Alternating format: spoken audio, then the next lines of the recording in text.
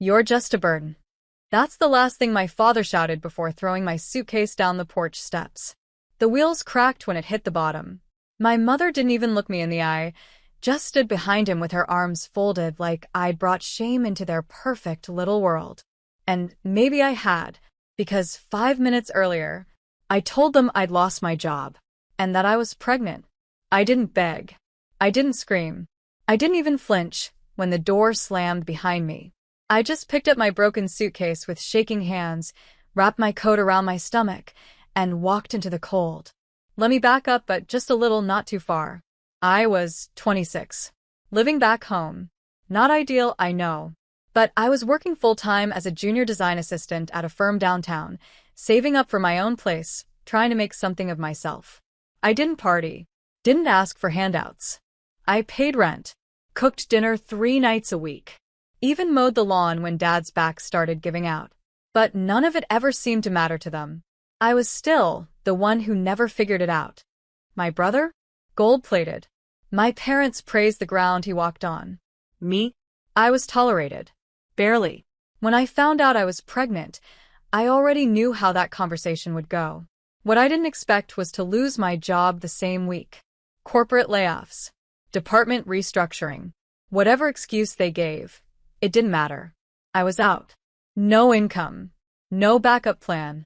And still, I thought maybe, just maybe, my parents would soften. That hearing I was going to have a baby would bring something human out of them. But no. It brought rage. "Whose is it?" my father barked. "What kind of idiot gets knocked up when she can't even hold a job?" my mother added. And then came the shouting.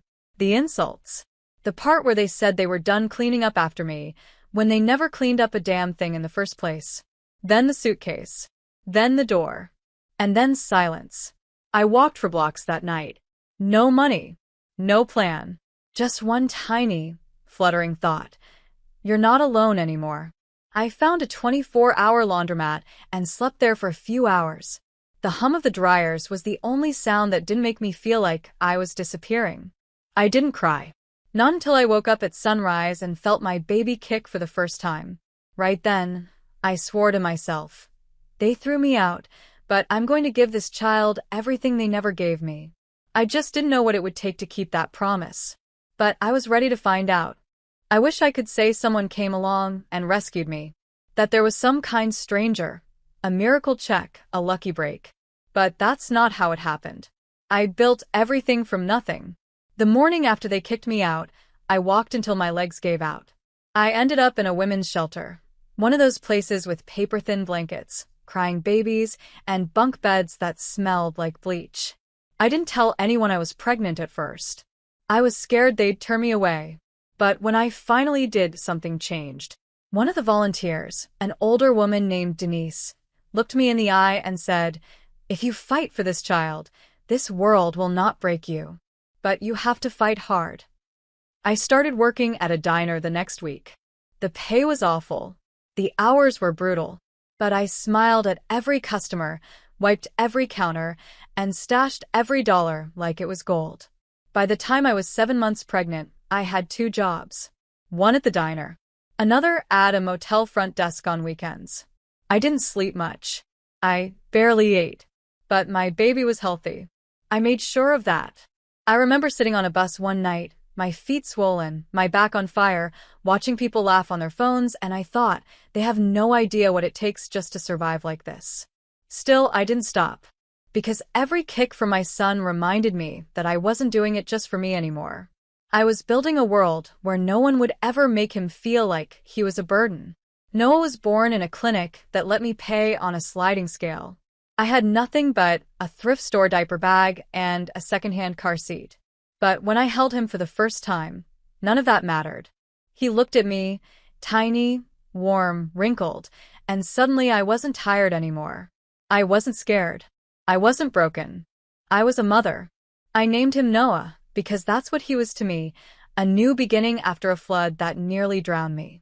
We moved from the shelter into a basement room I rented from an old couple who barely spoke English. It was damp, but it had a door, a lock, a window that let in just enough light. That was all we needed. Years passed. And slowly, we climbed. I started freelancing at night after Noah went to sleep. Graphic design jobs, layout gigs, anything I could do on a secondhand laptop.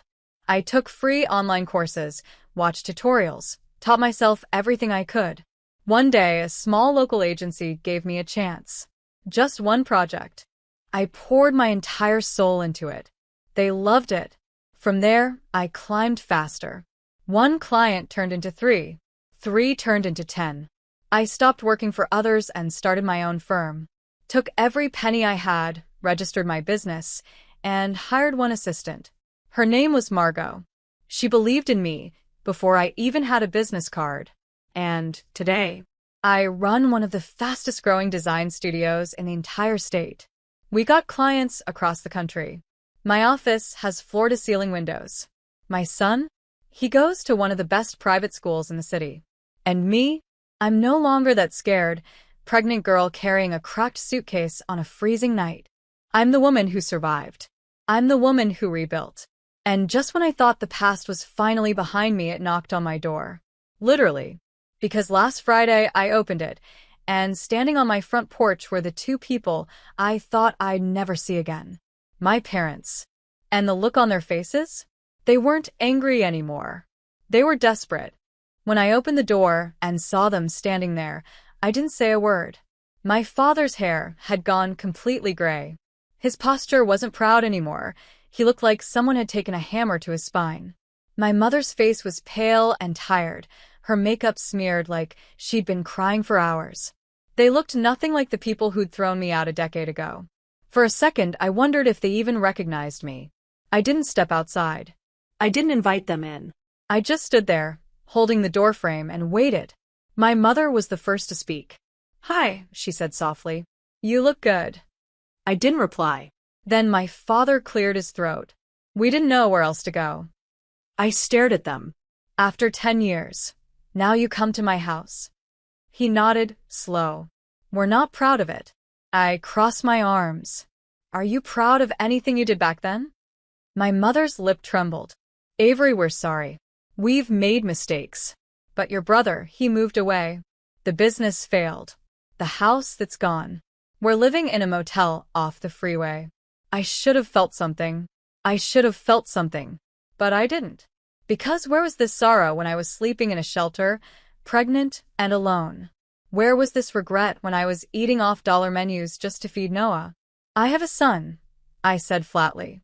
"He's 10. He's smart, kind, and everything I needed when you made me feel like I was nothing." My mother wiped her face. "We want to meet him. We want to make things right." "No," I said. "Please," my father croaked. "We're not asking for money. Just time." I laughed, not because it was funny, but because it was pathetic. You had time. You had years. You had every chance. You threw me away like garbage. And now you want to act like family? My voice didn't rise, but it got sharper. Family isn't blood. It's who stands with you when you're falling apart. And the only person who did that for me was me. They both looked like they'd been slapped. I wanted to slam the door right then. But something inside me needed them to understand one thing clearly. So I stepped forward, just enough for them to see the life behind me, the neat house, the family photos, the signs of a life built from ashes. "I don't hate you," I said. "But I don't trust you. And you don't get to meet Noah just because you suddenly feel bad." They didn't argue. They just stood there, broken, as I quietly said the words they once said to me. "I think it's time for you to leave." Then I shut the door. And locked it. And walked away without looking back. I thought it was over. After that night, after I shut the door on them, I honestly believed they'd leave. That maybe, finally, they got the message. But 2 days later, I got a call from Noah's school. It was his homeroom teacher, Mrs. Klein, sweet woman, patient, the kind of teacher who leaves handwritten notes on report cards. "Hi, Ms. Grant," she said gently. "I wanted to check in with you about something." I wasn't sure if these individuals were authorized. My stomach dropped. "What happened?" I asked. "Well, an older couple showed up in the front office this morning. They said they were Noah's grandparents. They asked if they could see him, just for a moment." We told them it wasn't allowed without your permission. I sat there frozen, gripping the steering wheel in the parking lot of my office. They didn't speak to him, right? I asked, my voice shaking now. No. The receptionist kept them at the desk. But we thought you should know. I thanked her and hung up. And then I sat there for 10 whole minutes, trying not to cry, trying not to scream, trying to decide if I was more furious or terrified. They didn't just cross a line. They bulldozed over it, going to my child's school, without telling me. After a decade of silence and cruelty, that wasn't regret. That was manipulation. That night I didn't tell Noah. I couldn't. Not yet. He was lying on the floor, building some weird spaceship thing out of Legos, tongue poking out of the side of his mouth. Happy. Safe. I wasn't going to bring fear into his world. Not when I'd worked this hard to build it for him. But inside me? A storm was brewing. I called a lawyer the next morning, told her everything. She listened, then said, "You have every right to protect your son. We can file a restraining order. Emergency if needed." I nodded slowly. Do it. Because this wasn't just about old trauma anymore. This was about boundaries. This was about Noah. They could cry. They could beg. They could tell everyone I was cruel, unforgiving, cold. I didn't care. Because the second they went near my son without my permission, they stopped being people from my past and became a threat to my present. I didn't hear from them for a few more days, until the letter arrived. Handwritten. Shaky. Pages folded like they'd been carried in someone's pocket for too long. It was from my father. "I know we can't fix what we broke, but you're the only good thing we ever did, Avery. And we see that now. We didn't deserve your forgiveness. We still don't. But we just wanted to say we're proud of you. We were wrong. About everything. We won't bother you anymore. We promise." I read it twice. And then I folded it, placed it in a drawer. Not because I forgave them. Not yet. But because for the first time it didn't feel like a guilt trip. It felt like surrender. And maybe that's what I needed to hear. Not begging. Not excuses. Just an honest admission. That they'd lost me. And it was their own fault. Weeks passed. No more calls. No more surprise visits. Nothing. It was like they vanished again, but this time for good. And I thought, maybe that's how it ends. No dramatic showdown, no final apology. Just silence. But life has a strange way of folding in on itself when you least expect it. Because one morning, I got a message from the director of the local outreach center, a place I'd quietly been donating to every month for years. They were hosting a winter clothing drive. She wanted to know if I could swing by for an hour to help organize drop-offs. I said yes. I took Noah with me. It was a Saturday. He was bundled in a red hoodie, cracking jokes in the back seat the whole way there. I remember thinking, this is the life I built. Full of warmth, safety, purpose. We walked inside, smiling, carrying bags of jackets and scarves. And then, I saw them. My parents. They were sitting on a bench in the waiting area, holding hands, staring at the floor like they were trying to disappear into it. They didn't see me at first. They didn't see him.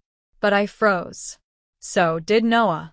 He looked up at me and tilted his head. "Mom," I swallowed hard. "Those are my parents," I whispered. His eyes widened. "Really?" I nodded. "Do you want to say anything?"